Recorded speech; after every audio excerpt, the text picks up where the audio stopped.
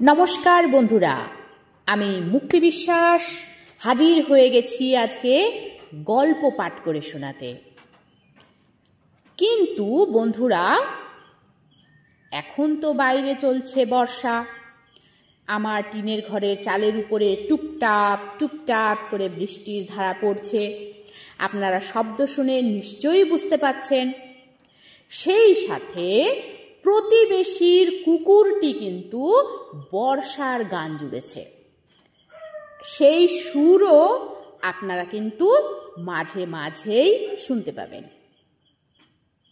তো বন্ধুরা, চলুন এরই সাথে আমরা একটু মজার একটি গল্প পাঠও শুনে নিই। তো বিষয়টা হয়েছে কি, আমার এই চোট খাওয়া চরণে প্লাস্টারেটে শয্যায় শয়ন এবং উপবেশন করা ছাড়া যখন আর কোনো কাজ থাকে না, তখন ফেসবুক পাড়ায় বিচরণ করাই আমার প্রধান কাজ হয়ে পড়েছে। সেই মহল্লায় বিচরণ করতে করতে আজকের এই গল্পখানি সম্মুখে ভেসে উঠল।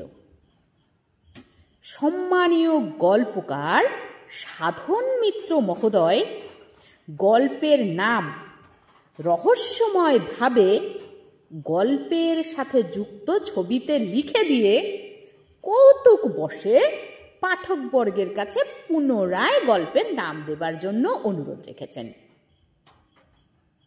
যা কিনা গল্পকারের হৃদয়ে অন্তর্নিহিত রসিকতার স্ফুরণ। কিন্তু চতুর পাঠকগণের কাছে গল্পকারের এ হেঁয়ালি ধরা পড়ে গেছে। পাঠ করে শোনাচ্ছি গল্প গুল দিচ্ছে গুলবাজ। গল্পকার সম্মানীয় সাধন মিত্র। অদ্য আষাঢ়স্য প্রথম দিবস। শুরু করি প্রথমেই এই আজগুবি আষাঢ়ে গপ্প দিয়ে। গল্পের নামকরণ আমার প্রিয় ফেসবুক পাঠক বন্ধুরা করবেন। সবেমাত্র ৩ নম্বর চায়ের কাপের চাটার শেষ ঢোকটা গলা অবধি পাঠিয়েছি। টেবিলে রাখা মোবাইলের রিংটোন বেজে উঠল। কানে কানে শুধু একবার বলো, তুমি যে আমার।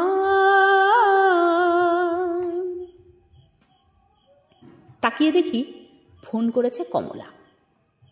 এত সকালে কমলার ফোন?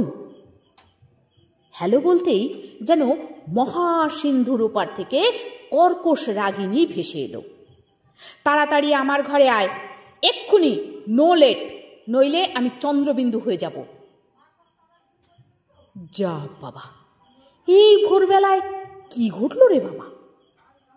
কমলা মানে কমলকান্তি আচার্যি, আমার বেস্ট ফ্রেন্ড পাড়ায়।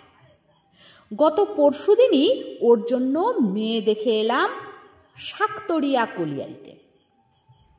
হবু শ্বশুর কলিয়ারির হাজরিবাবু, কলেজে পাঠরতা একটি কন্যা, অর্থাৎ পুরো রাজ্য আর রাজকন্যা তার ভাগ্যে।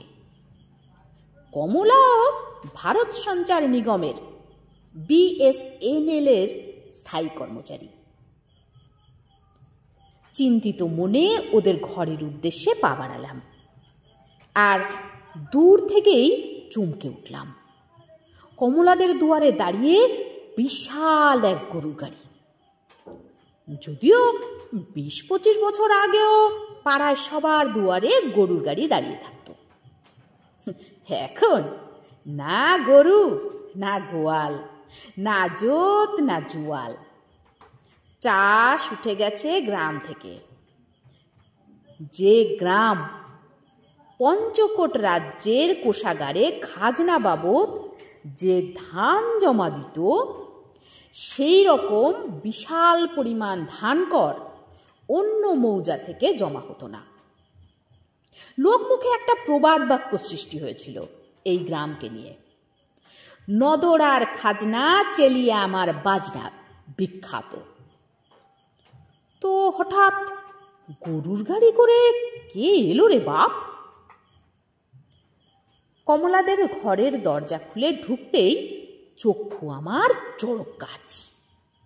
উঠোনে বসে কমলার হবু শ্বশুর শাশুড়ি, কমলার বাবা সিধু কাকা, আর উঠোন জুড়ে সাজানো গোটা চারেক আধমন ওজনের নধরদেহি কাঁঠাল, ঝুড়ি পাচেক হলুদ বরণী আম, এক ঝুড়ি কৃষ্ণবর্ণা তৈলাক্ত জাম, তালশাঁস আর ভাড়ে ভাড়ে মিষ্টান্ন।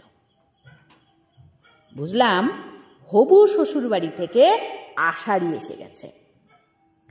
আমাদের বাঁকুড়া পুরুলিয়া অঞ্চলে এই আষাঢ়ি রেওয়াজ এখনো আছে। আমার দিকে তাকিয়ে সিধু কাকা বললেন, শুন ধনা, কমলা বলছে ই বিহাটো করব নাই। মানে তো উহাকে সুধাগা, তার লেগে তখে ডাকাইছি। তাড়াতাড়ি কমলার ঘরে ঢুকতেই, আগে আমার কথাটা শুন, পরে প্রশ্ন করবি। কালকে পুরো এরিয়াতে বিএসএনএল নেটওয়ার্ক গোলমাল করছিল। একটা জংশন বক্স খুলে চেক করছিলাম। হঠাৎ রুমের টেবিল ফোনটা বেজে উঠতেই ডায়াল তুলে হ্যালো বলেছি। কানে এলো দুজনের ফোনালা। বুঝলাম ক্রস কানেকশন। ফোনের ডায়ালটা নামার আগেই মনে হলো চেনা গলা। আড়ি পেতে শুনলাম, মেয়ে, বলো এবার কি করবে? ছেলের ঘর থেকে সব ফাইনাল করতে চাইছে। তুমি যা করার তাড়াতাড়ি করো, মা বাবাও এই ছেলে ছাড়বে না। ছেলে? কোথাকার ছেলে? মেয়ে রঘুনাথপুরের নন্দুয়ারা গ্রামের বিএসএনএলে চাকরি করে, পাল্টি ঘর। হয় তুমি ব্যবস্থা করো, নইলে আমি সুইসাইড করব। কথাগুলো বলে কমলা আমার দিকে তাকিয়ে প্রশ্ন করল, বল তুই এখানে বিয়ে করব? উত্তরটা এবার শ্রোতা বন্ধুরাই দিন।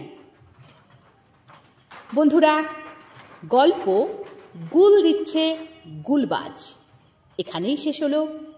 গল্পকার সম্মানীয় সাধন মিত্র, ভাষ্য পাঠে ছিলাম আমি মুক্তি বিশ্বাস। নমস্কার।